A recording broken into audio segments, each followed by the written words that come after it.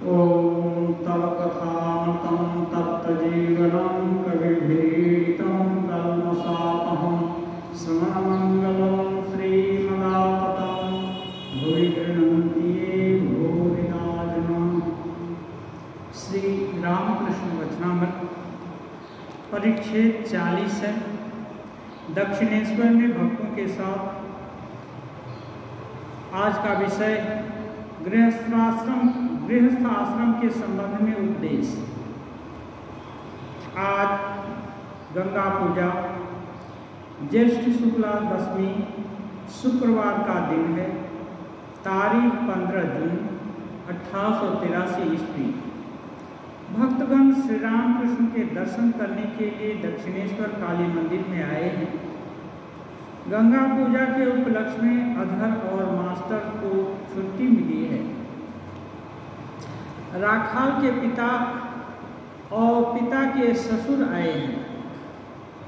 पिता ने दूसरी बार विवाह किया है। ससुर महाशय श्री रामकृष्ण का नाम बहुत दिनों से सुनते आ रहे हैं। वे साधक पुरुष हैं। श्री रामकृष्ण के दर्शन करने आए हैं।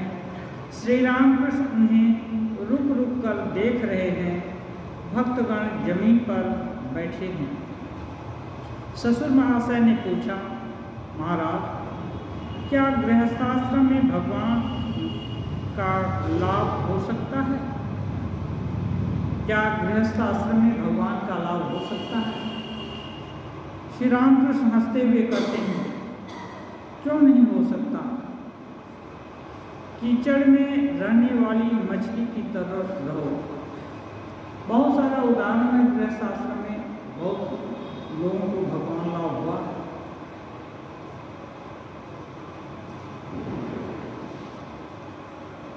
कमलाकांत और एक राम प्रसाद, नरसिंह मेहता, बहुत सारे संत दक्षिण भारत में भी हुए हैं। लोग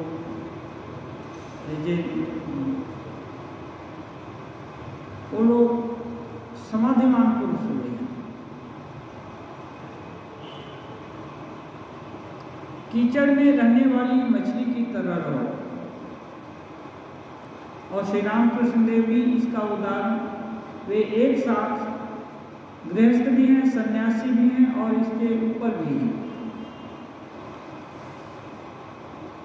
और असती स्त्री की तरह रहो, जो घर का सारा काम काज करती है पर उसका मन अपने उपपति की ओर ही रहता है। ठाकुर के समाज में जो कुछ हुआ करता है उसका उदाहरण देकर ऐसा करते हैं। ऐसा नहीं कि असती स्त्री को ठाकुर हाईलाइट कर रहे हैं, लेकिन जैसा स्वभाव होता है वैसा आरोप करने को करते हैं। साधना की साधारण लोग बहुत उच्च बात तो समझ नहीं सकते, तो इसलिए ठाकुर सहज भाषा में जो आदमी जो कुछ समझ सकता है उसी की तीव्रता या न्यूनता को लेकर के ही तो आगे बढ़ना होगा। हम जो कुछ नहीं समझते हैं और वो चीज़ बात समझ भी नहीं सकते हैं, वो चीज़ हमको बोली जाए तो ये शिक्षा नहीं होती है। तो अपने आप कुछ बड़बड़ाना हो गया। शिक्षक जब छात्र या जो शिक्षा पाना चाहता है उसके धरातल पर आ जाएगा, उसका सुख दुख समझेगा, उसकी कमी और अच्छाई को समझ करके वहाँ से उसको उठाकर ले जाना चाहेगा। धीरे धीरे करके तब विकास होता है, तब शिक्षण और जो क्रिया है पूरी होती है। श्री रामकृष्ण देव शिक्षकों में एकदम अग्रणी हैं। वो कहते हैं, कीचड़ में रहने वाली मछली की तरह। साधारण लोग जानते ही हैं कीचड़ में रहने वाली मछली कैसे रहती है। अभी कीचड़ में ही अटक जाए तो उसका प्राण ही अटक जाएगा, वो हिल नहीं सकती है। इसलिए कीचड़ उसको बांध नहीं सकती। दूसरे हम लोग जाएं तो कीचड़ में अटक जाएंगे और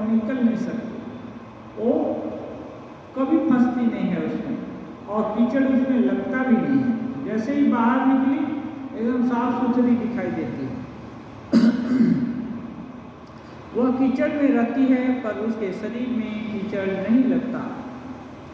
और औसती स्त्री की तरह रहो जो घर का सारा कामकाज करती है पर उसका मन उपपति की ओर ही रहता है। ईश्वर से मन लगाए रखकर गृहस्थी का सब काम करो। ये उदाहरण देखकर करें। असल बात है मन एव मनुष्याणां कारणं बंधमोक्षयो। मन ही बंधन का कारण भी है, मुक्ति का कारण भी है।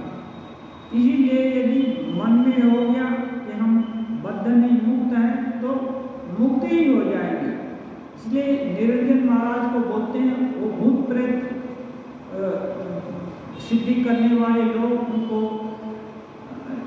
ले जाते थे, देखने में भी सुंदर थे और भूत का आवेश उनके ऊपर शायद जल्दी हो जाता था, इसलिए वो लोग उनको माध्यम के रूप में व्यवहार करते थे। और लड़का है उनको समझ में नहीं आता, ठीक है चलो इससे उपकार होता है, उपकार वो चले जाते थे। ठाकुर बोले यदि भूत भूत करेगा तो भूत ही हो जाएगा, भगवान भगवान करेगा तो भगवान हो जाएगा। अब तुम्हारे ऊपर है तुम क्या चाहते। तब निरंजन महाराज होते हैं तब भगवान ही नहीं अच्छा है, भूत क्यों होना है ना।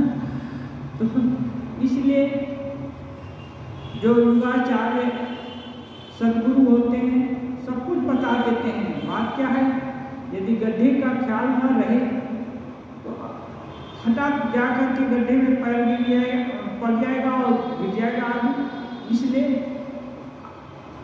आचार्य लोग सब कुछ बताते हैं, गुण और दोष दोनों ही बताना पड़ेगा, नहीं तो आदमी सतर्क नहीं रह सकता है। यदि एक किसी चीज़ को फिक्स करना है तो उसको चारों तरफ से उसका लोकेशन फिक्स करेंगे तब ये होता है। ऐसा नहीं कि एक जगह से फिक्स कर दिया दूसरे जगह का आता पता ही नहीं है तो वो चीज़ फिक्स नहीं होती है। ऐसे ही ये किसी गुण को कहाँ तक ले सकते हैं कहाँ तक नहीं ले सकते, इसकी सीमा निर्धारित कर देने से इस सीमा कैसे होती है, गुण और दोष माने अच्छाई और बुराई दोनों का ज्ञान। ये करने से ये लाभ होगा, ये नहीं करने से ये नुकसान होगा। ये दोनों मालूम हो तो आदमी गुणा भाग करके कैलकुलेशन कर लेता है, उसके बुद्धि के अनुसार जहाँ तक उसको दुख की कम संभावना होती है वो उसको चयन करता है। इसलिए ये सहज प्रवृत्ति है सबकी। छोटे कीड़े मकोड़े से लेकर ब्रह्मा पर्यंत सभी लोग अच्छी चीज सबको पसंद है, और खराब चीज दुख किसी को नहीं चाहिए, लेकिन दुख सबको आता है। और सुख सबको चाहिए लेकिन सुख हर समय रहता नहीं है। इसलिए सुख और दुख दोनों हम समझते हैं, इसलिए दोनों का वर्णन कर देते हैं। तब क्या है, वस्तु क्लियर हो जाती है, स्पष्ट हो जाती है। कहते हैं ईश्वर में मन लगाए रखकर गृहस्थी का सब काम काज करो। अब गृहस्थ है, घर परिवार है, खेती बाड़ी है, बाजार और व्यापार है, व्यवसाय में कुछ करना पड़ेगा। अब तो उपार्जन नहीं करेंगे तो कैसे गृहस्थी चलेगी, सब कुछ करना पड़ेगा। लेकिन मन है कि भगवान में लगा रहेगा। और कुछ कुछ संत लोग कहते हैं मन का बहुत थोड़ा सा अंश यदि संसार पर दे दिया जाए तो संसार के बहुत बड़े बड़े कार्य निष्पादित हो जाएंगे। अधिकांश मन की शक्ति संकल्प विकल्प में नष्ट हो जाती है। यदि फिक्स हो मन, दृढ़ संकल्प बहुत थोड़ा सा अंश संसार के काम के लिए बहुत पर्याप्त है और बाकी पूरा अंश भगवान को लगाया। हाँ, तो कहते हैं मन को संसार में लगाना, संसार में थोड़ा मन नहीं रहने से कोई काम नहीं होगा, थोड़ा तो रहेगा तभी मन होगा, काम होगा। इसलिए संसार का काम काज करो और थोड़ी अंश से, बाकी कोशिश करो कि पूरा पूरा अंश भगवान की तरफ रहे, तब कुछ हद तक भगवान की तरफ जाएगा। क्योंकि संसार की तरफ सहज प्रवृत्ति है, गाड़ी ढलान पर है तो उसको स्पीड देने की जरूरत नहीं है, ब्रेक लगाने की ज़्यादा जरूरत है, अलर्ट करने की ज़्यादा जरूरत है। कब स्पीड सीमा से बाहर चला जाएगा, अनकंट्रोल्ड गाड़ी हो जाएगी। इसलिए संसार की तरफ तो उसकी गति है ही सहज, अब वो ढलान पर है गाड़ी, तो अब कोशिश करना है कि इधर कम, बहुत कम, और बाकी सब मन लगा रहे कि कैसे भगवान की तरफ जाए। परंतु यह बड़ा कठिन है। ठाकुर सब कुछ जानते हैं, हर संसार सभी देखे हैं, बड़ा कठिन है। मैंने ब्रह्म समाज वालों से कहा था कि जिस कमरे में इमली का अचार और पानी का मटका है, यदि उसी कमरे में सन्निपात का रोगी भी रहे तो बीमारी किस तरह दूर हो। इमली का अचार और पानी का मटका, इमली का अचार खाएंगे और पानी पीने की इच्छा होगी, अब पानी पिएंगे और फिर इमली का अचार खाने की इच्छा होगी, क्योंकि सन्निपात के रोगी को इमली का अचार बढ़िया लगता है, टेस्टी लगता है, जबकि उसके लिए एक उल्टा है। जब ये खाएगा और पानी पिएगा तो सन्निपात का जड़ कभी ठीक नहीं होगा। तो इसलिए बोलते हैं यदि इसका सब कुछ साधन मौजूद है, सामने है, तो रोगी कैसे ठीक होगा। इसलिए यत्नपूर्वक पहला काम क्या करना है, जो मुख्य रिएजेंट है इमली का अचार, उसको धीरे से हटा देना है और फिर पानी भी हटा देना है। जाला को हटाकर छोटे गिलास में जरूरत है तो थोड़ा सा पानी रख देना, एक आध घूंट कोई पी लेने के लिए। यदि उसी रोगी भी रहे तो बीमारी किस तरह दूर हो। फिर इमली की याद आते ही मुंह में पानी भर आता है। ये है, ऐसे ही बोलते हैं पुरुषों के लिए स्त्रियां इमली अचार की तरह हैं, उल्टा भी है।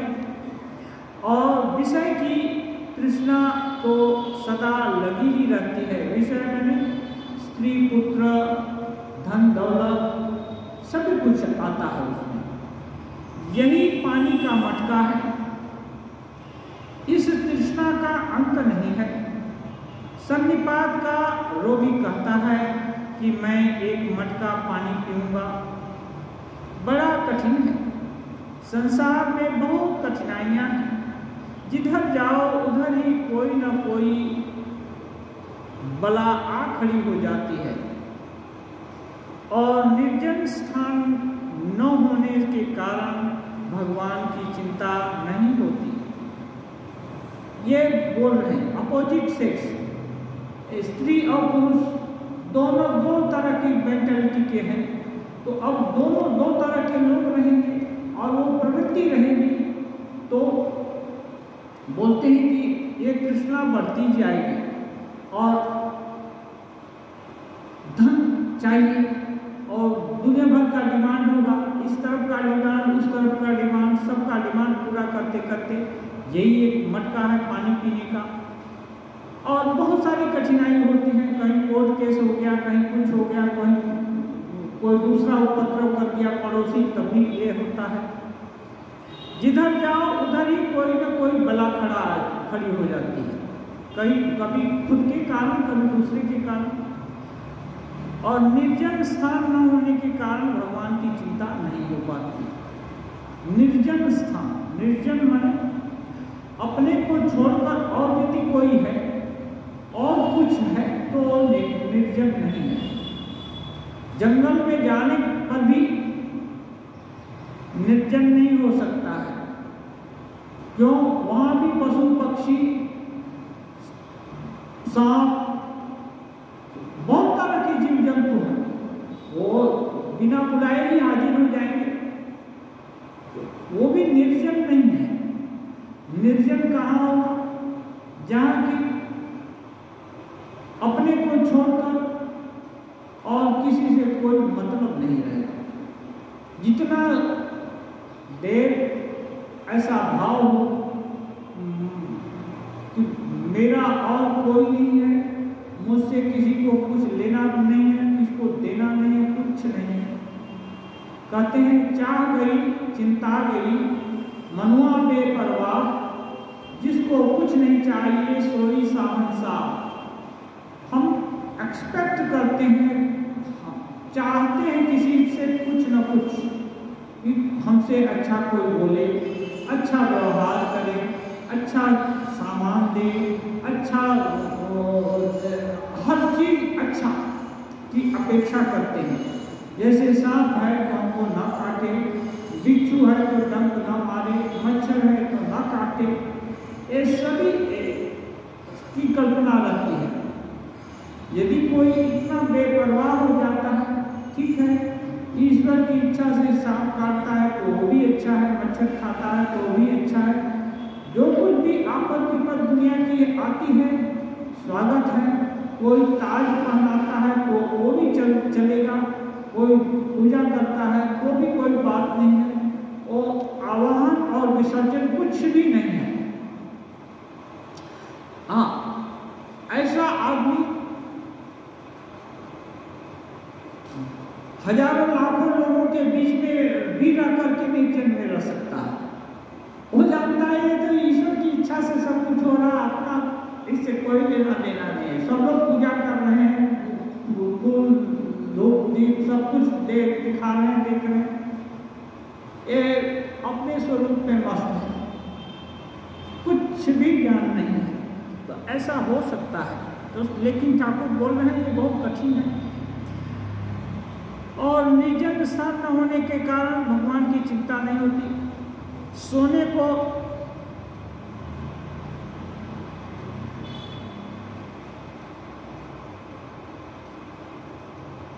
क्या गला कर, ओ अच्छा, सोने को गला कर गहना गढ़ाना है तो यदि गलाते समय कोई 10 बार बुलाए तो सोना किस तरह गलेगा? अब उदाहरण देते हैं कि कोई बोले कि सोना गल जा, गल जा, सोना गल जा, सोना गल जा, हाँ, तो सोना नहीं गलता है। उसके लिए उपाय करना पड़ेगा, भट्टी इकट्ठी करनी पड़ेगी, जुगाड़ यंत्र करना होगा, उसके बाद तो सोना गलेगा। वही उदाहरण दे रहे हैं। चावल छांटते समय, दूसरा उदाहरण दे रहे हैं, चावल छांटते समय अकेले बैठकर छांटना होता है। हर बार चावल हाथ में लेकर देखना पड़ता है कि कैसा साफ हुआ। छांटते समय यदि कोई 10 बार बुलाए तो अच्छी तरह छांटना कैसे हो सकता है?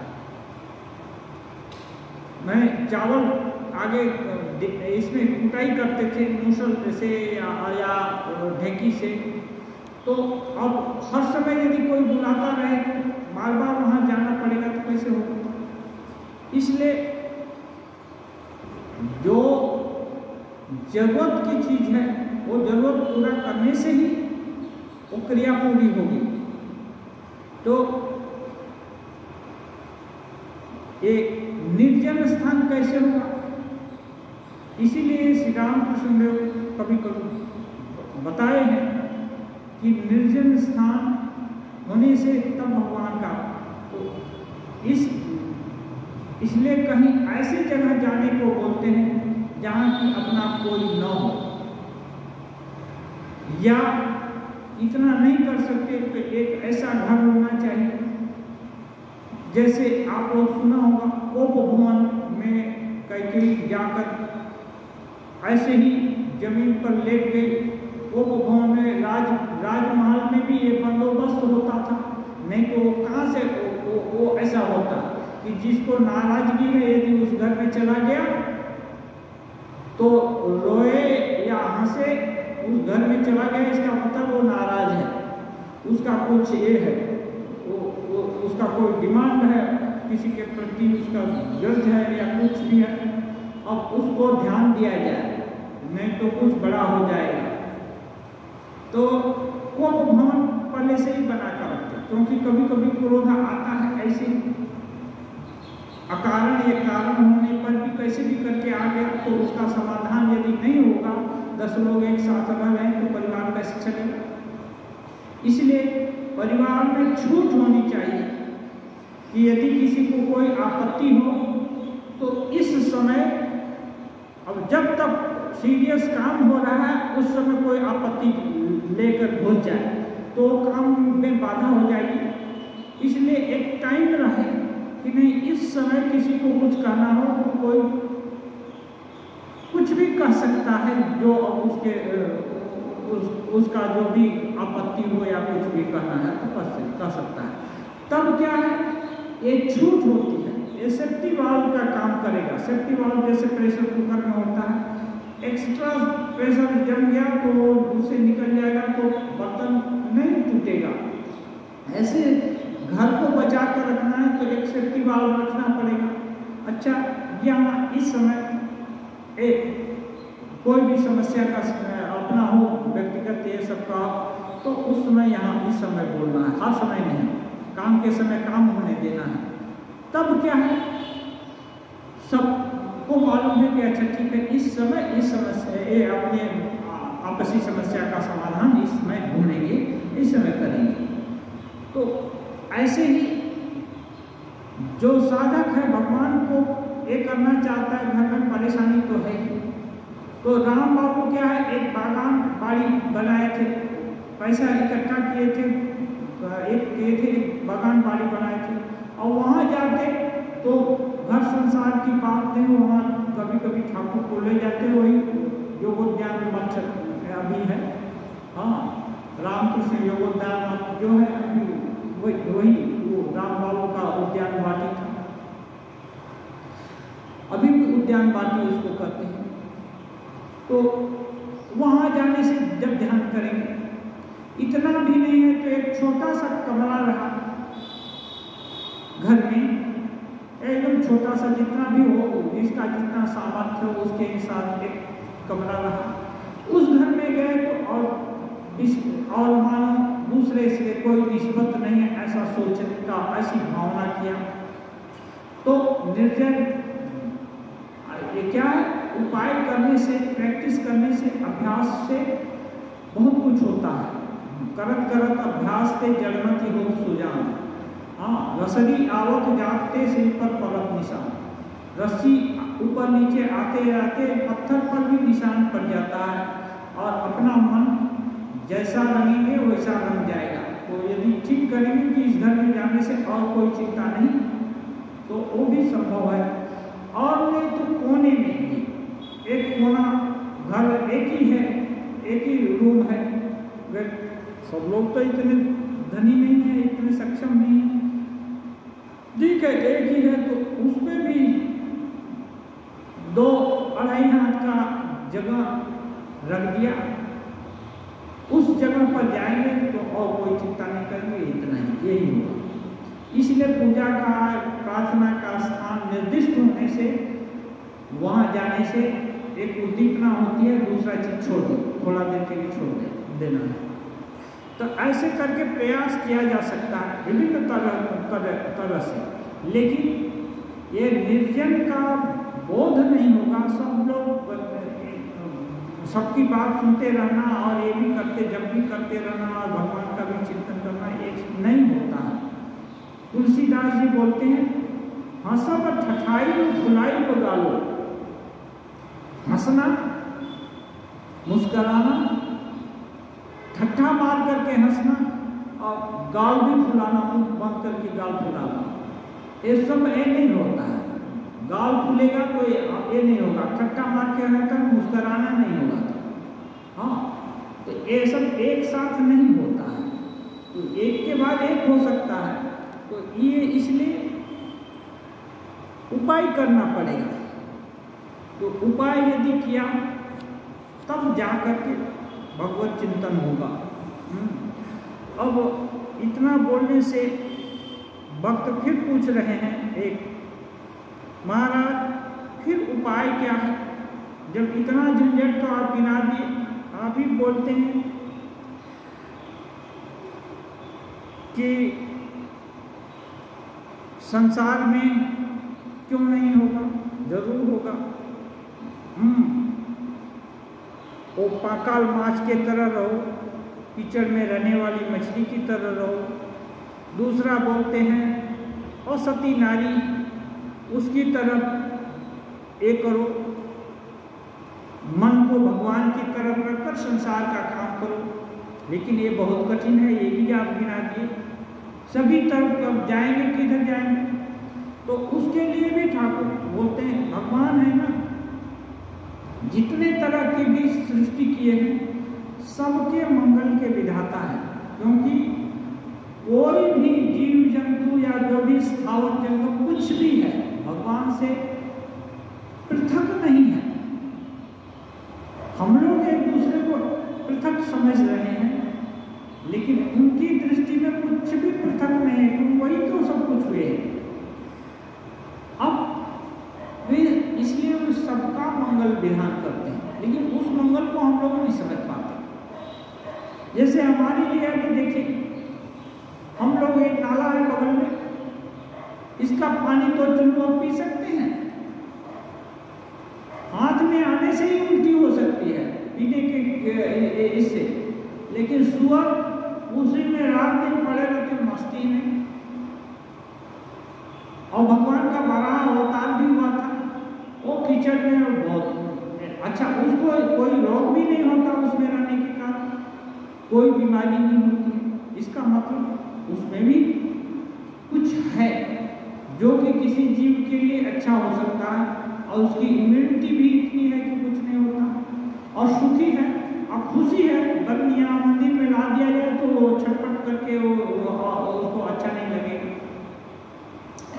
इसलिए इस ब्रह्मांड में कोई चीज एकदम निकृष्ट नहीं है जो किसी के काम न आने वाली हो। क्यों? भगवान सबकी रुचि के अनुसार सबका मंगल विधान करके रखे हैं। इसलिए श्री रामकृष्ण देव बोलते हैं उपाय है। क्या है? यदि तीव्र वैराग्य हो तो हो सकता है तीव्र वैराग्य। कैसे हो? अच्छा, बोल रहे हैं जिसे मिथ्या समझते हो उसे हठ पूर्वक उसी समय त्याग दो। तीव्र वैराग्य कैसे होगा?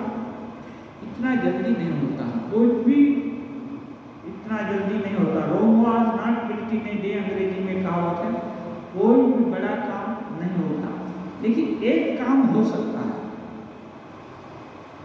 तुरंत हो सकता है। अच्छा से देखा, अच्छा से विचारा, अच्छा से सुना, और बहुत श्रेष्ठ जो भी उपाय या जो भी वस्तु दिल में लगी कि ये वस्तु श्रेष्ठ है, तो ये संकल्प हो सकता है कि चाहिए तो यही चाहिए। जैसे नारद जी के मुख से सुनकर के हुआ को ये हुआ कि नहीं, पति होंगे तो भोलेनाथ होंगे, शिव जी पति होंगे, और नहीं तो कुछ नहीं। उनके लिए हजारों हजार साल तपस्या करते हैं, सूखा पत्ता खाकर तपस्या करते हैं, उपवास होकर तपस्या करते हैं। कितना छोटी लड़की कितना तपस्या करे, और तपस्या में जब सिद्धि नहीं आ गई तो भोले बाबा के प्रेरणा से ऋषि लोग जाकर उनको बहुत तरह का लालच देते हैं, प्रबोध देते हैं, समझाते हैं उल्टा सीधा। वो गुस्सा होती है कि आप लोग यदि ऐसे यही सब घटक का काम करते हैं, बहुत संसार में लोग हैं, आप जाइए दूसरे का शादी कराइए, क्यों दूसरों का आपका समय नष्ट करते हैं। हमारा तो प्रतिज्ञा है कि वरण तो समूह न तो रहूँ तुम्हारी, वरण करूँगी तो समूह का, नहीं तो तुम्हारी रहूँगी। तो श्री राम कृष्ण देव बोलते हैं हठ पूर्वक, ये हठ होना पड़ेगा, जिद होना पड़ेगा, तीव्र वैराग्य होगा दूसरे के। ये तीव्र वैराग्य एक बार नहीं होता है, इसका यदि संकल्प हो गया किसी को पाना है तो हजारों साल तपस्या करने के लिए संकल्प किया और मेहनत किया। उतनी उच्च मन वाली, दृढ़ बुद्धि संपन्न वाली उम्मत थी, उनको भी इतना तप करना पड़ा। तो साधारण लोग को भी मेहनत करना पड़ेगा। हाँ, मेहनत कर लिया, संकल्प हो गया, तो अब तीव्र वैराग्य कैसे होगा, उसको भी कल्चर करना पड़ेगा। उसको भी अभी कल्चर होता है, विभिन्न रोग हो रहा है, रोग का सिम्टम होने वाला है, जैसे कैंसर का। अब वो कुछ पार्ट का अंग लेकर जाएगा और वहाँ अनुकूल ये एटमॉस्फेयर रहता है लेबोरेटरी में, उसे कल्चर करके स्टडी करता है कि क्या हो संभावना है। तो वो लोग अनुमान लगा लेता कि ये है, अच्छा इसका प्रिकॉशन ऐसे करो। तो ये वैराग्य का भी, वैराग्य के कल्चर के लिए क्या है, ये जो भी संसारिक सुख है उनका विश्लेषण करना, अपना अनुभव का उपयोग करना कि हमने क्या पाया, उसने क्या पाया, उसने क्या पाया, और इसका सुख क्या कितना मिला और उसमें दुख कितना मिला, और इसका लॉन्ग लास्टिंग इफेक्ट कितना है, कितने दिन तक ये चीज़ रहेगी। यदि अच्छा से मनोनियोग से यदि एनालिसिस किया जाए और एनालिसिस मैंने मनन किया, चिंतन किया, सोच विचार किया, दिल से और दिमाग से दो चीज़ है दिमाग अंदर में, दिल भी है दिमाग भी है। दिल एक करता है, दिमाग दूसरा करता है। यहाँ दोनों अलग अलग चलने से नहीं होगा, दिल दिमाग दोनों मिल गया और ठीक किया कि नहीं, यही चाहिए, तब उसको तीव्र वैराग्य की प्राप्ति होगी। तीव्र वैराग्य हो गया तब अब ज़्यादा देरी की बात नहीं है, तब साधन शुरू हो जाएगा। लेकिन वैराग्य देखिए होता नहीं। हाँ, इसके लिए भी प्रयास करना होगा। कहते हैं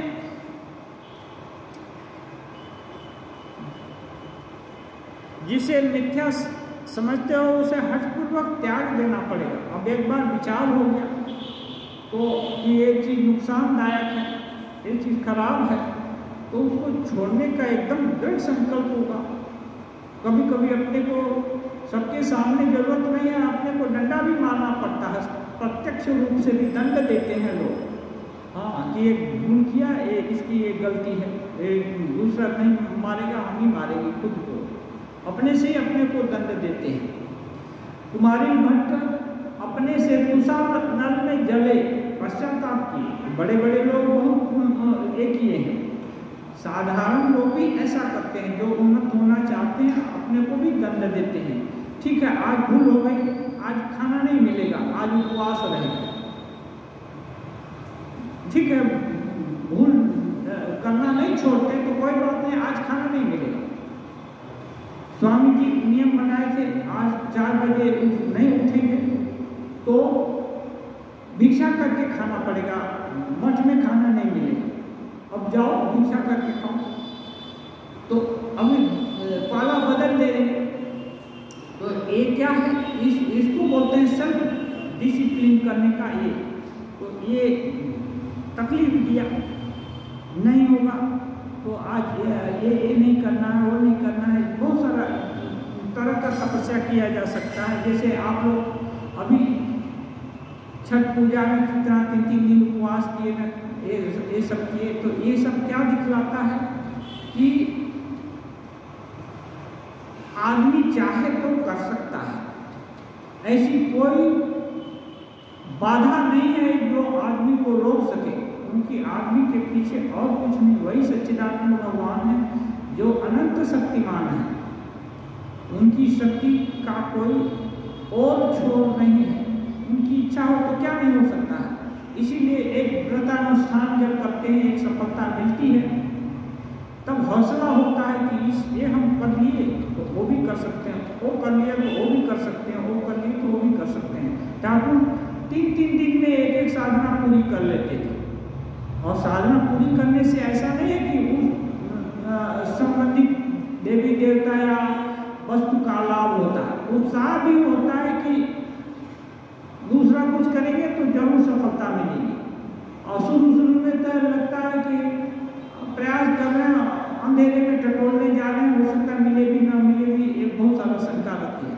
लेकिन एक सफलता दूसरी सफलता के लिए टारगेट फिक्स कर देती है कि नहीं जरूर सफल होगा। हाँ, तो ये आदमी के अंदर शक्ति है, नहीं है ये बात नहीं है। तो बोलने के लिए कि दूसरे लोग इतने उच्च लोग होंगे इस कैलिबर के, रामकृष्ण ठाकुर जैसे लोग होंगे वही कर पाएंगे, हमसे नहीं होगा, ये तो फांकी देने का एक तरीका उपाय सोच दिए। हाँ, एक अंग्रेजी में कहावत है, we have learn few tricks to deceive us. एक कोई बड़ा राइटर बोला, हम लोग अपने जो कोई भी काम करते हैं या निर्णय लेते हैं, सबको अपने फैकल्टी से, अपना जो दिल दिमाग में विश्लेषण क्षमता है, इससे एनालाइज करते हैं और उसको अपने मानदंड से, ये मानदंड है ना सबका कि हम ऐसे रहेंगे वैसे रहेंगे, तो इससे तौल करके उसको अच्छा समझते हैं या समझा देते हैं अपने मन को, और तब करते जाते हैं। जो कोई खराब काम भी करता है उसको अपने दिल दिमाग से अच्छा समझकर तब शुरू करता है, चलो यही कर लेंगे। इसलिए एक कोई किसी को समझ एकदम नहीं है ऐसा नहीं है, वो तो जड़ हो जाएगा। हाँ, इसलिए सभी को कुछ ना कुछ बुद्धि है, कीड़ा से लेकर के ब्रह्मा पर्यंत सबको ही दिया भगवान। यहाँ तक कि विश्लेषण करके देखें वैज्ञानिक लोग, पौधा भी अच्छा बुरा समझता है।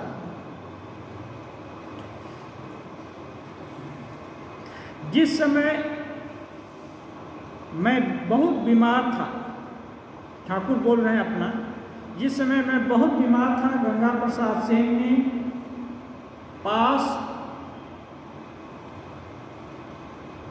गंगा प्रसाद सेन के पास लोग मुझे ले गए।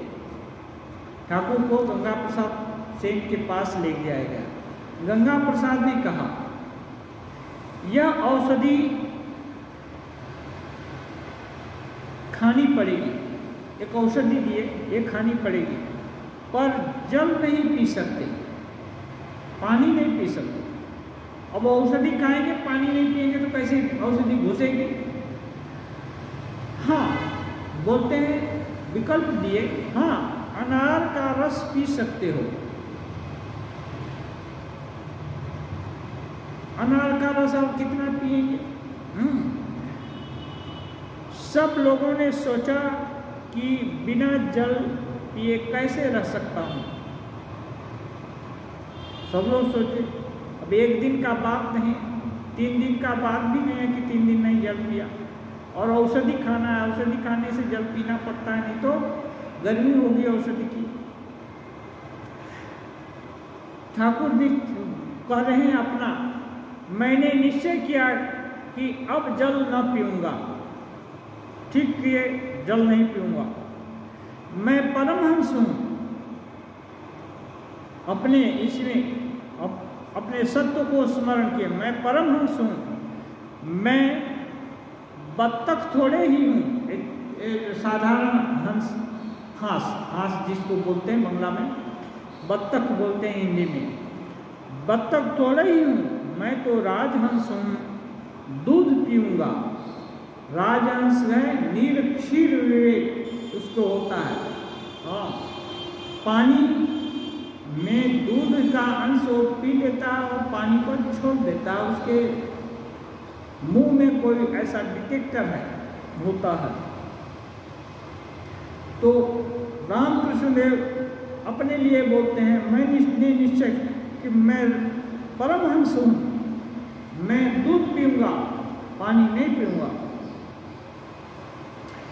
ऐसा यदि संकल्प हो किसी का कि मैंने संकल्प किया है, मैंने महापुरुष लोगों का संग किया है, मैंने उनका उपदेश सुना है, मुझको मंत्र दीक्षा मिली है, अब मेरे को छोटा मोटा काम मेरे द्वारा कैसे हो सकता है, मैं कैसे छोटी मोटी अपनी दुर्बलताओं के वशीभूत हो सकता हूँ या हो सकती हूँ, ये कैसे होगा।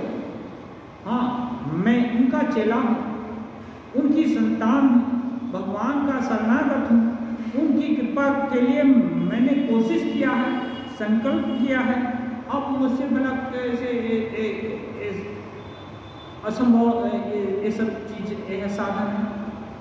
जब ऐसा रोक होगा तब साधन शुरू हो जाएगा। कोई समस्या ऐसी नहीं है जिसका समाधान नहीं हो सकता है और सबके द्वारा हो सकता है।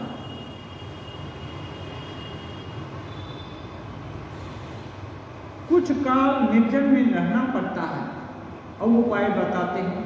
कुछ काल निर्जन में रहना पड़ता है। खेल के समय तक पाला छू लेने पर फिर भय नहीं रहता। एक खेल है, उसमें पाला को यदि एक बार कोई छू गया तो फिर भय नहीं होता, उसको चोर नहीं होना पड़ेगा। सोना हो जाने पर जहाँ जी चाहे रहो। निर्जन में रहकर यदि भक्ति मिली हो तो भगवान मिल चुके हों तो फिर संसार में रह सकते हो। कह रहे हैं सोना हो गया, जैसे लोहा को पारस मणि छू दे तो सोना हो जाएगा। अब सोना कहीं भी रहे, पानी में रहे, हवा में रहे, जहाँ भी रहे, अब उसको जंग नहीं लगेगा। ऐसे बोलते हैं यदि भक्ति भगवान की का लाभ हो गया तो फिर जहाँ भी रहो, संसार में रहो। अब जैसे मक्खन हो गया तो अब मक्खन फिर दूध नहीं बनने जाएगा, तैरेगा। उस पर मक्खन पानी में रखना है या दूध में रखना है, तैरेगा, अब दूध नहीं बनने जाएगा। तो फिर संसार में रह सकते हो। राखाल के पिता के प्रति कह रहे हैं। इसीलिए तो लड़कों को यहाँ रहने के लिए कहता हूँ। राखाल के पिता कभी कभी उनको ले जाने भी चाहते। हाँ, तो इसलिए लड़कों को यहाँ रहने के लिए कहता हूँ। ठाकुर अपना उद्देश्य भी पूरा कर ले रहे हैं, जिससे राखाल के पिता छूट दे दें, बुरा ना माने। क्योंकि यहाँ थोड़े दिन रहने पर भगवान में भक्ति होगी, उसके बाद सहज ही संसार में जाकर रह सकेंगे। यहाँ रहने से, यहाँ माने ठाकुर के यहाँ रहने से भगवान में भक्ति हो जाएगी। अब भक्ति हो गई तो संसार में जाकर रह सकेंगे, कहीं भी रह सकते हैं, संसार में रहें या नहीं रहें। हाँ, उनको आश्वासन दे रहे हैं संसार में राखाल जाकर रहेगा, ये नहीं बोल रहे हैं, उनको बोल रहे हैं सकेंगे, बोल रहे हैं। संभावना है। एक भक्त यदि ईश्वर ही सब कुछ करते हैं तो फिर लोग भला और बुरा, पाप और पुण्य यह सब क्यों कहते हैं? तब तो पाप भी उन्हीं की इच्छा से होता है। एक प्रश्न है, जब ईश्वर की इच्छा से ही सब कुछ होता है तो एक क्यों लोग पाप है ये कहते हैं। राखाल के पिता के ससुर, उनकी इच्छा को हम कैसे समझें? अब श्री राम कृष्ण कहते हैं पाप और पुण्य हैं पर वे स्वयं निर्लिप्त हैं। वे माने ईश्वर स्वयं निर्लिप्त है। पाप भी है, पुण्य भी है। वायु में सुगंध भी है और दुर्गंध भी है, परंतु वायु स्वयं निर्लिप्त है। सुगंधी भी जाती है, दुर्गंध भी जाता है। ईश्वर की सृष्टि ऐसी ही है, भला बुरा, सत असत दोनों हैं। जैसे पेड़ों में कोई आम का पेड़ है, कोई कटहल का, कोई किसी और चीज़ का, देखो ना, दुष्ट आदमियों में की भी आवश्यकता है, दुष्ट की भी जरूरत है। जिस तालुके की प्रजा उद्दंड होती है वहाँ एक दुष्ट आदमी भेजना पड़ता है। हाँ, आगे राजा लोग दुष्ट आदमी भी पाल कर रखते थे। हाँ, अभी हम लोग पुलिस पाल कर रखते हैं, जहाँ कोई उद्दंडता का पुलिस भेज दो, पिटाई करेगा, और उसे भी नहीं मानता तो मिलिट्री लगा दो, तब कहीं तालुके का ठीक शासन होता है। फिर गृहस्थाश्रम के संबंध में बात चली। हाँ, तो ये जो है अच्छा बुरा जो कुछ भी है इस जीव जगत में, ठाकुर बोलते हैं ये सबका कुछ न कुछ प्रयोजन है। हाँ, लेकिन ईश्वर निर्लिप्त है। ऐसे ही साधक ये सब के भीतर रहकर भी संसार में रह रहा है, लेकिन संसार से निर्लिप्त होने का उपाय करेगा। उपाय प्रयास यही है कि निर्जन में रहकर, निर्जन कहाँ है, जहाँ भी जिसको जैसे संभव हो। हाँ, समझ की बात है, हमारा कोई किसी से कोई संबंध नहीं है, समझ लेने से ही हम हर समय निर्जन में हैं। हाँ, निर्जन में रहने पर भी, निर्जन का मतलब आदमी दूसरा, मत भिन्न दूसरा, ये जो जीवात्मा, भगवान नहीं, भगवान भी एक जन है, लेकिन भगवान स्वजन है, स्वजन है। भगवान कहाँ नहीं है, वो तो हर जगह अपने भीतर भी बैठे हैं। वो जहाँ कहीं भी रहे, जहाँ कहीं रहें, वो ये है, उनको छोड़कर और कोई ना रहे। ना हो देखूं और तू ना तुझ देखन देव, नैना अंतर आओ तू ज्यों हो नैन झपे। जब मैं आंख बंद करूं तो मैं तुमको देखूं और तुम मुझको देखो और मैं तुमको देखूं और किसको नहीं देखूं। हाँ, ये भाव है, इसको निर्जनता का भाव है। ये धीरे धीरे अभ्यास से होता है। अभ्यास वैराग्य, अभ्यास का निरोध बोलते हैं, अभ्यास और वैराग्य से सब होता है। इसका प्रयास करना पड़ेगा, कोई चीज़ असंभव नहीं है, लेकिन सुनना पड़ेगा और अपने सामर्थ्य के अनुसार विचार करना होगा और हौसला बुलंद करना होगा। जिसका दिल में दृढ़ संकल्प हो गया कि ये हमको चाहिए, तो आप जाने या नहीं जाने, हम सबके अंदर पीछे में वही, पीछे का बोलने का मतलब पीछे आगे नहीं है, पीछे का मतलब हमारे अनजाने में ईश्वर शक्ति ही हमारे द्वारा क्रिया कर रही है, करा रही है। ईश्वर की सत्ता के कारण ही हम कुछ जो जितना भी चल फिर बोल सोच रहे हैं सब है। तो उनकी यदि इच्छा हो, और ईश्वर क्या है, सर्वशक्तिमान है, सर्वसमर्थ है, सर्वज्ञ है, सब कुछ है। उनकी इच्छा हो तो कौन सा काम नहीं हो सकता, क्या नहीं हो सकता। हाँ, कहते हैं गरल सुधा रिपु करई मिटाई, गोपद सिंधु अनल शीतलाई। उनकी कृपा होने से विष भी अमृत हो जाता है, आग भी शीतल हो जाती है और शत्रु भी मित्रता करने लगता है। उनकी इच्छा से क्या नहीं हो सकता। श्री रामकृष्ण देव कहते हैं नरेंद्र नाथ को कि हमार माँ जिनी इच्छा जगत प्रसव करिया छे, मेरी माँ जिन्होंने इच्छा स्वेच्छा से जगत को पैदा किया है। हाँ, तीन चाहिए कि ना करते पारे, वो उनकी इच्छा होने से क्या नहीं कर सकती। तो यही है जो जिसको श्री रामकृष्ण देव वहाँ करते हैं, वही ब्रह्म है, वही सबकी अंतरात्मा है, वही ईश्वर है, वही रामकृष्ण रूप में भी हमारे आप सबके